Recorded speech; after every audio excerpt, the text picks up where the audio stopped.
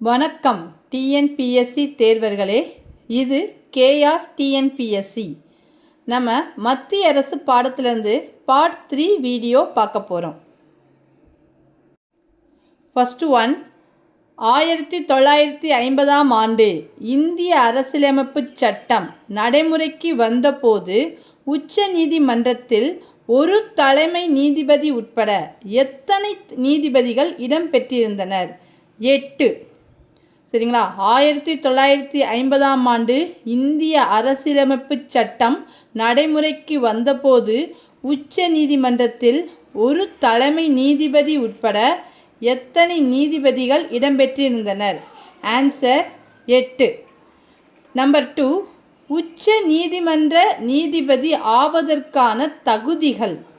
அதில் first one, இந்திய குடிமகனாக இருத்தல் வேண்டும், உயர்நீதிமன்றத்தில் குறைந்தபட்சம் 5 ஆண்டுகள் நீதிபதியாக பணியாற்றிய அனுபவம், அல்லது உயர்நீதிமன்றத்தில் குறைந்தபட்சம் 10 ஆண்டுகள் வழக்கறிஞராக பணியாற்றிய அனுபவம்.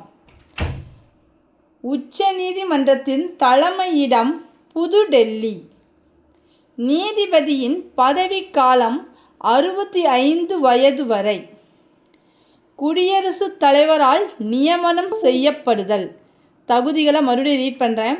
இந்திய குடிமகனாக இருத்தல் வேண்டும், உயர்நீதிமன்றத்தில் குறைந்தபட்சம் 5 ஆண்டுகள் நீதிபதியாக பணியாற்றிய அனுபவம், அல்லது குறைந்தபட்சம் 10 ஆண்டுகள் வழக்கறிஞராக பணியாற்றிய அனுபவம். நெக்ஸ்ட்டு, உச்ச நீதிமன்றத்தின் தலைமையிடம் புதுடெல்லி. நீதிபதியின் பதவிக்காலம் 65 வயது வரை. குடியரசுத் தலைவரால் நியமனம் செய்யப்படுதல். உச்ச நீதிமன்றம் டேஸ் தீர்ப்புகளில் மட்டும் தலையிட முடியாது. இராணுவ தீர்ப்பாயங்களில் அறிவிக்கப்பட்ட தீர்ப்பு.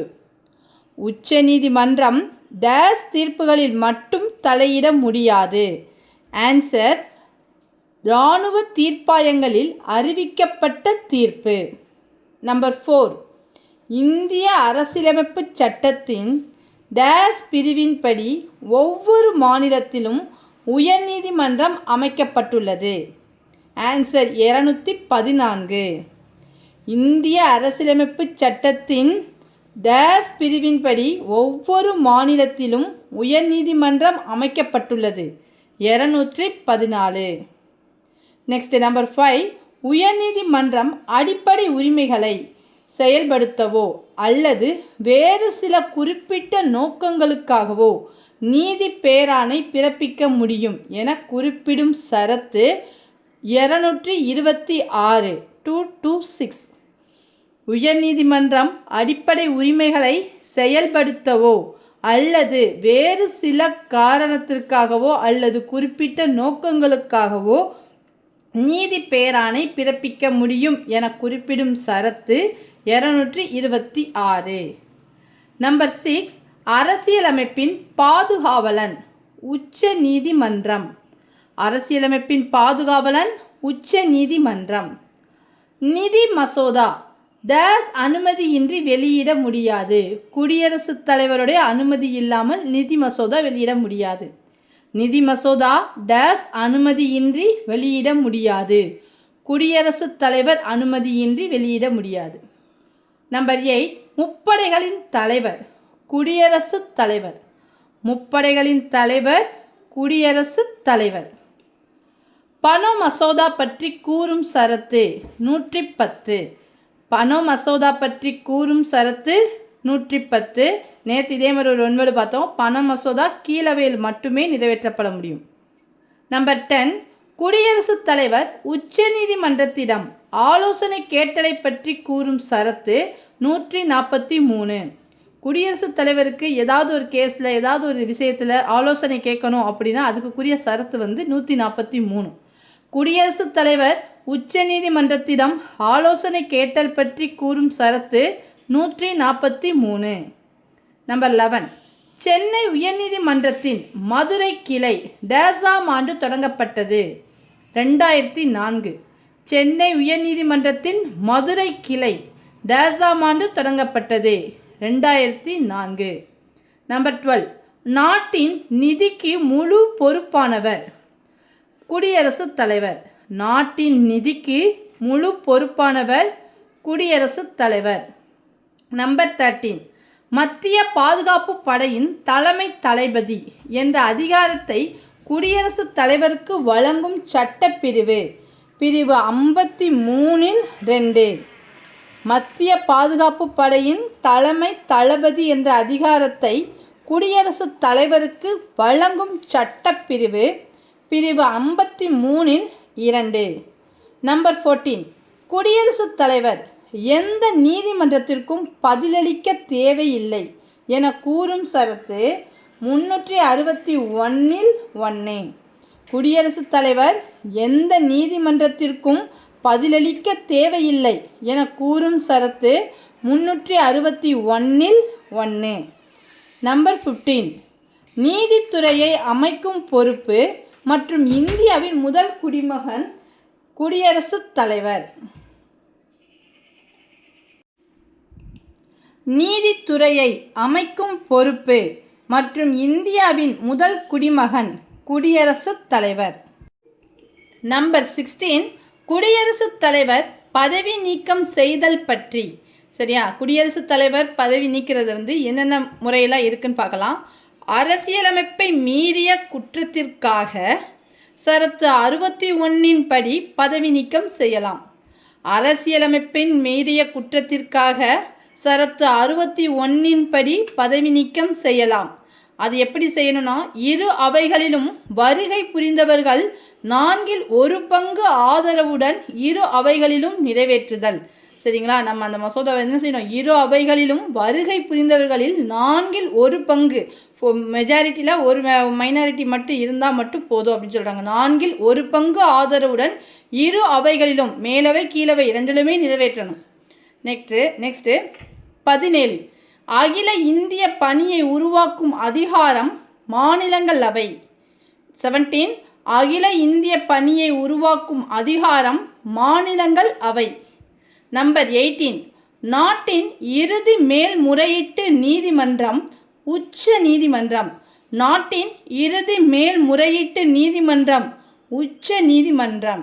நம்பர் 19.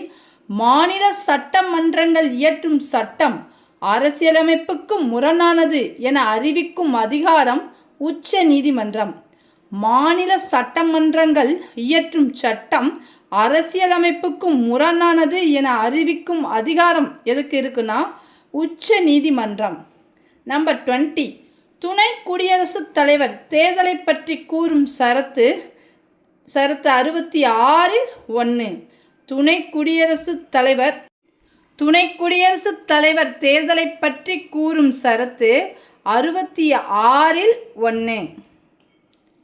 21. Number question 21. துணை குடியரசுத் தலைவர் பதவி டேஸ் நாட்டின் துணை குடியரசுத் தலைவர் பதவியை போன்றது.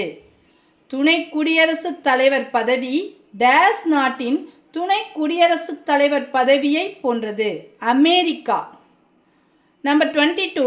குடியரசுத் தலைவர் இல்லையெனில் துணை குடியரசுத் தலைவர் அந்த பதவியை டேஸ் மாதம் கவனிப்பார். 6 மாதம். குடியரசுத் தலைவர் இல்லையெனில் துணை குடியரசுத் தலைவர் அந்த பதவியை 6 மாதம் கவனிப்பார். 23. அடிப்படை உரிமைகளை நடைமுறைப்படுத்திய உச்ச நீதிமன்றம் எத்தனை வகையான நீதி பேராணைகளை வழங்குகிறது? 5. அடிப்படை உரிமைகளை நடைமுறைப்படுத்திய உச்ச நீதிமன்றம் எத்தனை வகையான நீதி பேராணைகளை வழங்குகிறது? 5.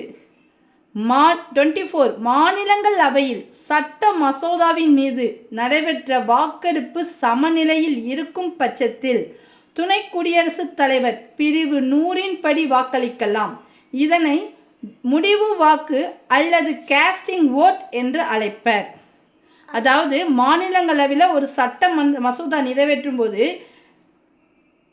துணை குடியரசுத் தலைவர், அதாவது இது பாசிட்டிவாகவும் இருக்கும் நெகட்டிவாக இருக்கும். அதாவது ஒரு மசோதாவை வந்து ஏற்றுக்கிறவங்க அக்செப்ட் பண்ணிக்கிறவங்களும் அதை வேணான்னு சொல்கிறவங்களும் ஈக்குவலாக இருக்கிற பட்சத்தில் துணை குடியரசுத் தலைவர் வாக்களிக்கலாம். ஏதாவது ஒரு இதுக்கு கரெக்டாக வாக்களிக்கலாம். அதுக்கு என்ன பேர்னா முடிவு வாக்கு அல்லது கேஸ்டிங் ஓட்டு. இந்த பிரிவு வந்து என்னன்னா 100. குடியரசுத் தலைவர் துணை குடியரசுத் தலைவர் பிரிவு 100 படி வாக்களிக்கலாம். நெக்ஸ்ட்டு நம்பர் 25, துணை குடியரசுத் தலைவரை பதவி நீக்கம் செய்ய 14 நாட்களுக்கு முன் அறிக்கை அளித்தல் வேண்டும். துணை குடியரசுத் தலைவரை பதவி நீக்கம் செய்ய 14 நாட்களுக்கு முன் அறிக்கை அளித்தல் வேண்டும். குடியரசுத் தலைவர் கால வரிசை அட்டவணை. நம்ம போன வீடியோவில் பிரதமருடைய கால வரிசை அட்டவணை பார்த்தோம். இப்போ வந்து குடியரசுத் தலைவர் பார்ப்போம். கம்பல்சரி இதை நம்ம மனப்பாடம் பண்ணி தான் ஆகணும். ஃபர்ஸ்ட் ஒன் ராஜேந்திர பிரசாத் 1950 1962 வரைக்கும். நெக்ஸ்ட்டு சர்வப்பள்ளி ராதாகிருஷ்ணன் 1962 1967 வரைக்கும். ஜாகிர் ஹுசேன் 1967 1969 வரைக்கும். வி கிரி 1969 1974 வரைக்கும். பக்ருதீன் அலி அகமது 1974 1977. நெக்ஸ்ட்டு நீலம் சஞ்சீவி ரெட்டி 1977 1982 வரைக்கும். கியானி ஜெயில் சிங் 1982 1987 வரைக்கும். ஆர் வெங்கட்ராமன் 1987 1992 வரைக்கும். சங்கர் தயாள் சர்மா 1992 1997 வரைக்கும். கேஆர் நாராயணன் 1997 2002 வரைக்கும். ஏபிஜே அப்துல் கலாம் 2002 2007 வரைக்கும். பிரதிபா பட்டேல் 2007 2012 வரைக்கும். பிரணாப் முகர்ஜி 2012 2017 வரைக்கும்.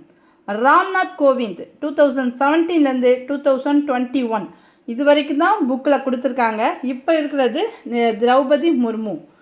இது எப்படி நம்ம ஈஸியாக ஞாபகம் வச்சுக்கணும்னா லாஸ்ட்டு 5 வரைக்கும் நமக்கு லாஸ்ட்டு 5 இருக்குது பார்த்திங்கன்னா கேஆர் நாராயணன் அதுலேருந்து நமக்கு கரண்ட் நம்ம சைல்டுஹுட் ஏஜ்லேருந்து தான் வரும். ஸோ அதுக்கு மேலே இருக்க ஒரு 10 இதை மட்டும் தான் கொஞ்சம் நம்ம ஞாபகம் வச்சுக்கணும். அதே மாதிரி தான் பிரதமர்லேயுமே லாஸ்ட்டு 5 வரைக்கும் வந்து நம்ம வந்து சைல்டுஹுட் ஏஜ்லேருந்து இருக்கிறவங்க தான். ஸோ அது நமக்கு ஈஸியாக ஞாபகம் வரும். அதுக்கு முன்னாடி இருக்கவங்க ஒரு 10 இதை மட்டும் நம்ம மெமரி பண்ணிக்கிடணும். தேங்க்யூ. இது கேஆர் டிஎன்பிஎஸ்சி. அடுத்த எபிசோட் சீக்கிரமாக வந்துடும்.